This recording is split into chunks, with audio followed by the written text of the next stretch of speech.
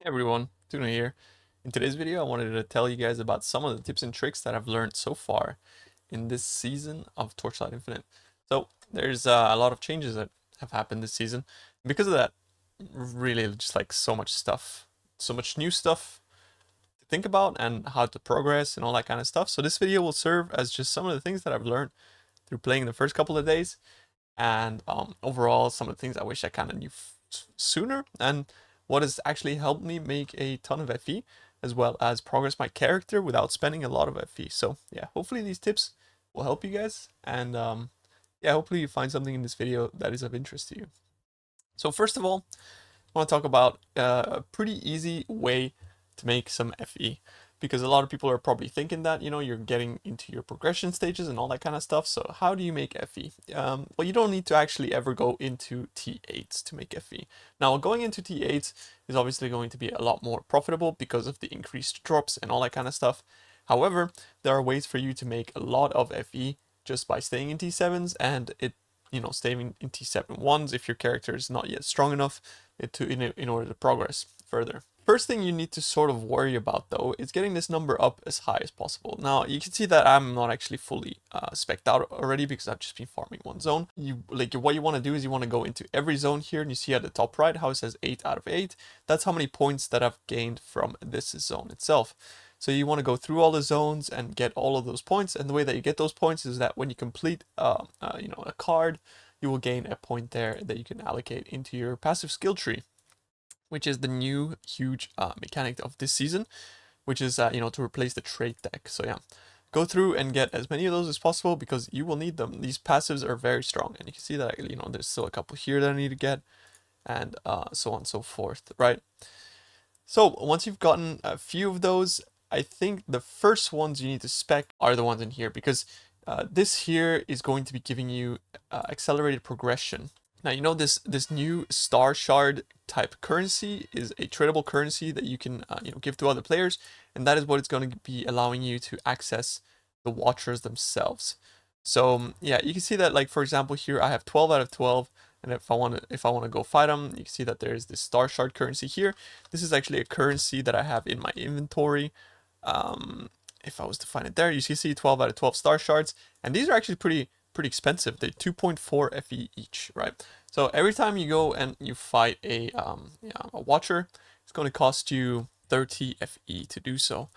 Meaning that if you don't have anything specifically to farm from them, or you have already progressed and gotten your points and that kind of stuff, you can actually just sell those.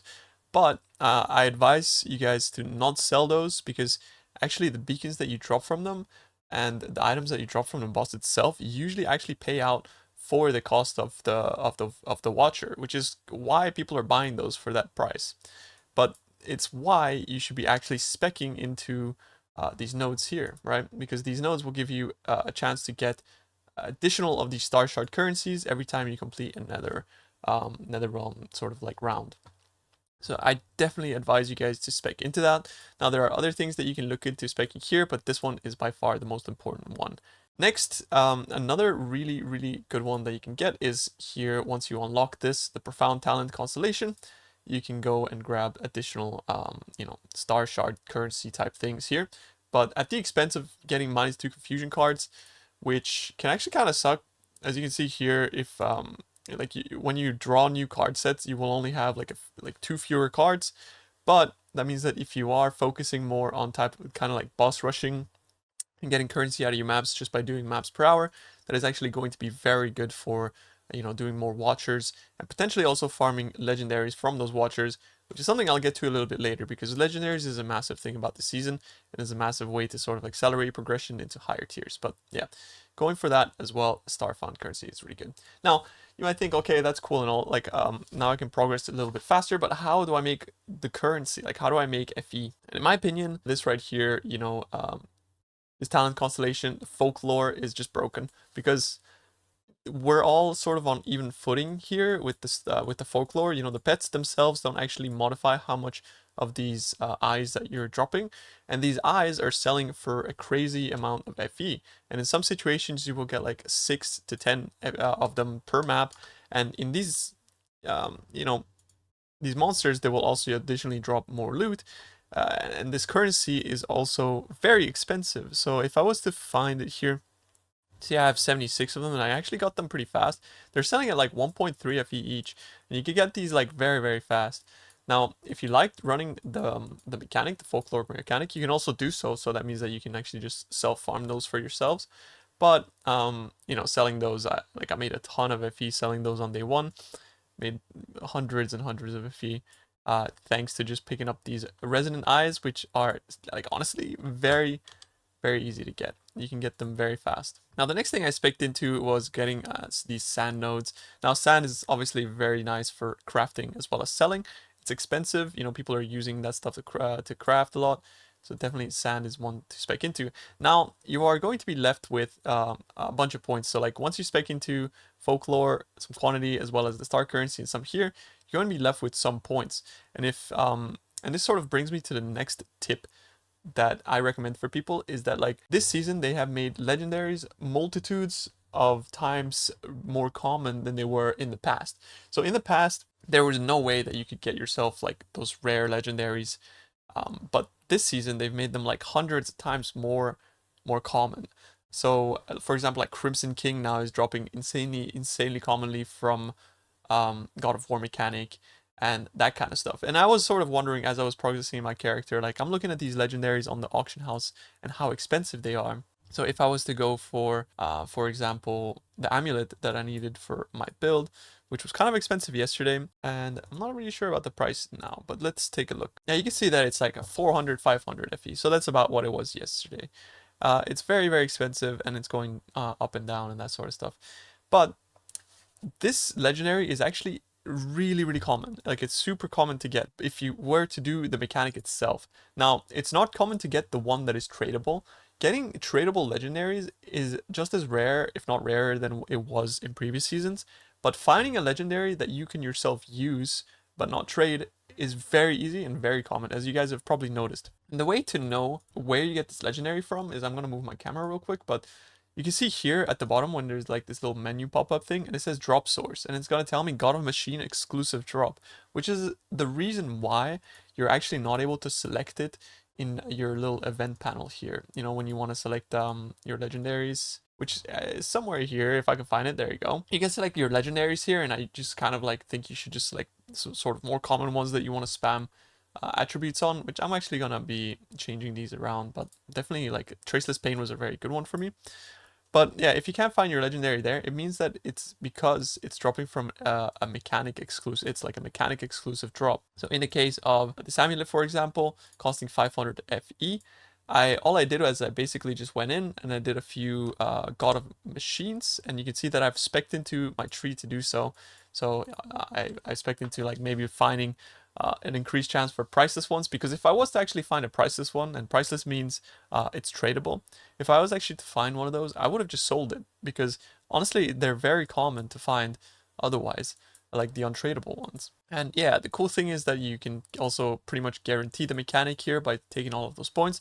So I'm guaranteeing the mechanic, and then I'm taking just a couple points here to increase the chance of potentially getting the legendary that I want, and just go about it that way. So yeah, any legendary that you think might be like really expensive for you to get, you can actually just check out what the drop source of it is and how to do that, and you can just like spec into the void chart, and you can like pretty much get it pretty fast. And the same thing applies actually to boss drop legendaries. So to give another example, like this legendaries here, Sun's Embrace was also quite expensive. I'm not exactly sure how much it is now, but we can just take a quick look.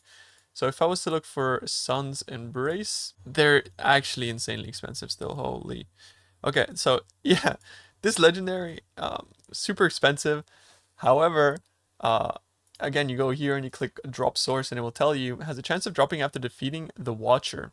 And the Watcher is not very like specific. This is another thing that's kind of like sometimes annoying about this game. But yeah, you can just go through all of these, and if you wanted to know what the Watchers give you, you can click View All. And if you scroll down, it tells you the legendary gear. So I know that it's going to be dropping from Blistering Lava. So if you click in the middle there and you click the little question mark, you will see that in Blistering Lava, if I scroll down, it's going to tell me Sun's Embrace. And I actually ended up getting this fairly quickly, like in just like 1 hour of farming this zone, with the help of the passives that I showed you guys earlier that increase the little star currencies that are dropping right here, right? So like I was able to just get that pretty damn fast, pretty efficiently, honestly. So yeah, I managed to basically bypass 1000 FE cost of my build just by doing a couple hours target farming in a zone that pretty much, you know, guaranteed the drop over a certain amount of time. Now on top of that, you're able to make currency while just farming maps quickly by getting you know, folklores and that sort of stuff.